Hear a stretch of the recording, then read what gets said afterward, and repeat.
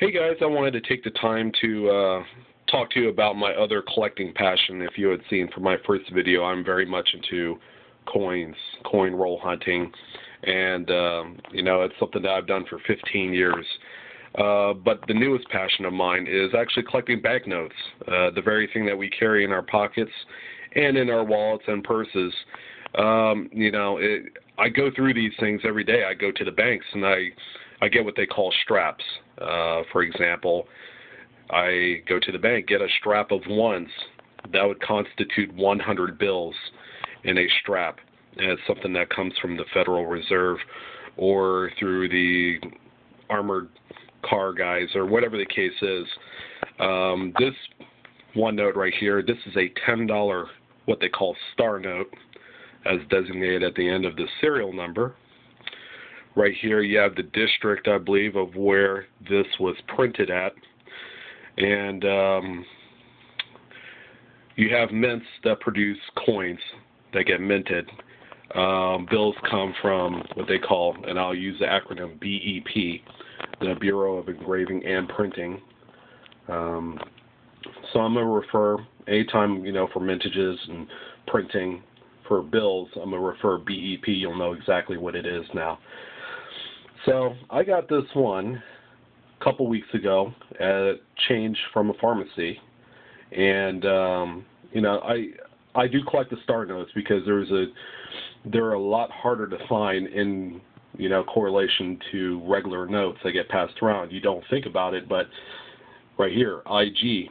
If this was any other type of note other than the star note, they probably produce 96 million, which is usually the cap on every single block like this. The next block might be IH, and then they would produce 96 million. It's not exact science, but as far as I know, that's how it works. The star notes are simply, these are replacements for certain notes that didn't pass the original inspection. Let's say if this was printed in San Francisco, and 96 million of them got printed. 1 million of them somehow got damaged or lost. Whatever the case is, they'll go ahead and reprint them, and they'll designate them with a star. Okay, this is a really nice note. It's got a pinhole right here. Come to find out, on this particular note, this was part of a run of only 128,000. You're probably thinking, well, 128,000 is a lot. Not when you're talking about millions of these being printed on a yearly basis. And this is a 10. It's not a 1 or a 5 where they're printing more and more of those. This bill right here in the condition it's in, it's probably worth about 50 bucks. The ones that are graded a lot higher, like crisp uncirculated, these will fetch 1 to 150 bucks. That's how rare it is. Okay, there's the reverse of it. You're used to seeing this. This is the newer design. It's been out for the better part of a decade. They called this a big head or fat head design. Okay, not compared to the older $1 bill, which had the classic small head.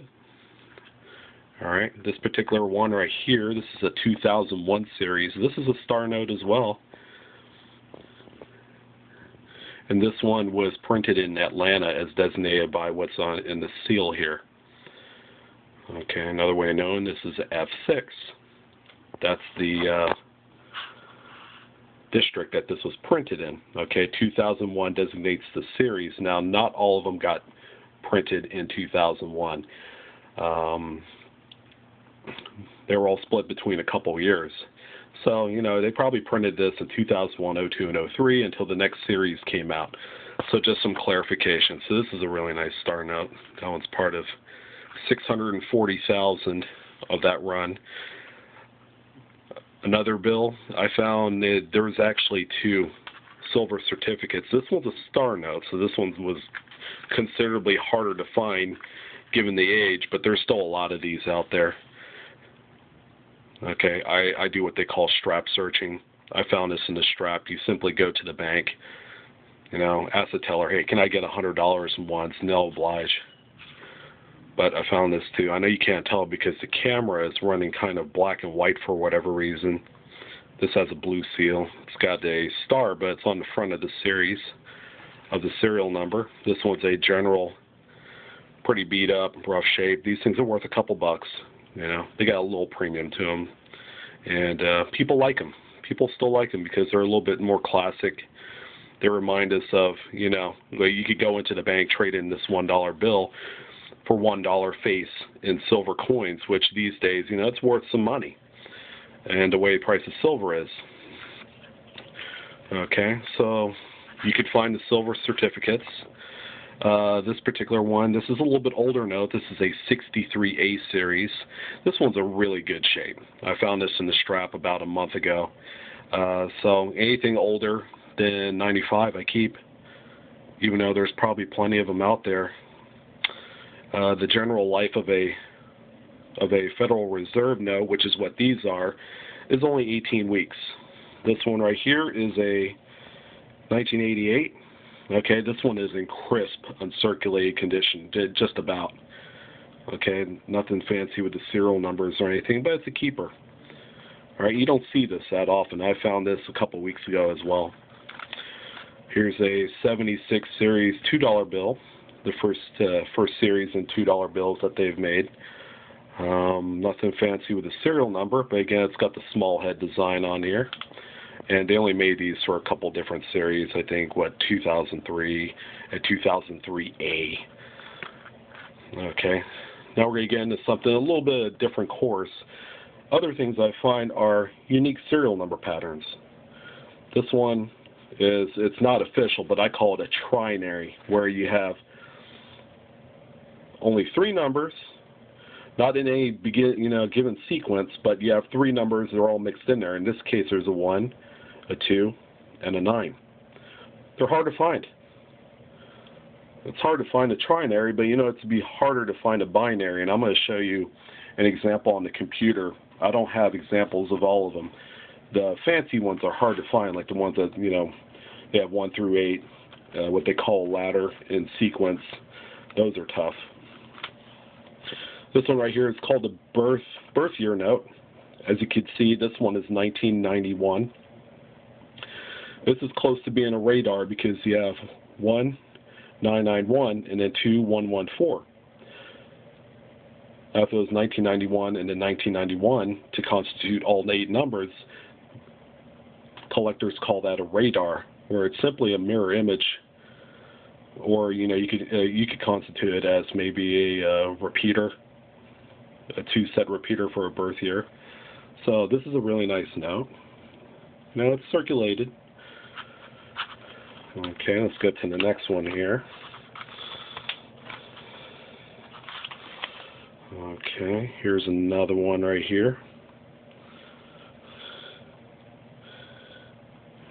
Okay, there's nothing really special about this one. What is special is it comes from a BEP branch, which is the Bureau of Engraving and Printing, where these get printed at. This is from the Minneapolis district. They're hard to find, and I keep them every time I find them. If you go through a strap of 100 bills, you're lucky to find maybe one of these. They're that hard to find. They're by no means rare, but they're tough.